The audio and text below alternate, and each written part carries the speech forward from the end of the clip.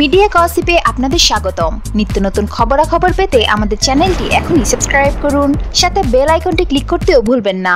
ঢাকায় ছবির কুইন বলা হয় তাকে। মিষ্টি হাসি আর সাবলীল অভিনয় দিয়ে বাংলা চলচ্চিত্রের দর্শকের মনে রানী হয়ে আছেন তিনি আর কেউ নন, তিনি হচ্ছেন অপু বিশ্বাস। নানা জটিলতার কারণে বেশ কিছুদিন চলচ্চিত্র থেকে দূরে ছিলেন এই নায়িকা। সবকিছু ছাপিয়ে আবার নতুন উদ্যমে কাজে ফিরেছেন তিনি।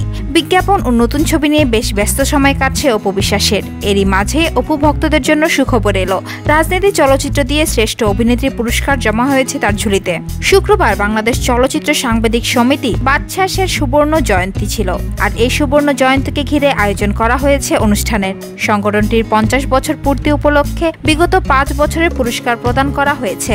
আর সেই অনুষ্ঠানে রাজনীতি চলচ্চিত্র দিয়ে বাদশাহ শ্রেষ্ঠ অভিনেত্রী পুরস্কার পান অপু বলেন, যে কোনো পুরস্কার প্রাপ্তি সবসময় আনন্দের, আর একটি পুরস্কার প্রাপ্তি ভালো কাজ করার গতি অনেক বাড়িয়ে দেয়। আমি আমার ভক্তদের কাছে কৃতজ্ঞ, যাদের ভালোবাসায় আজকে এই পুরস্কার আমার হাতে। পাশাপাশি আমি কৃতজ্ঞতা জানাই বাদশাহ পরিবারকে।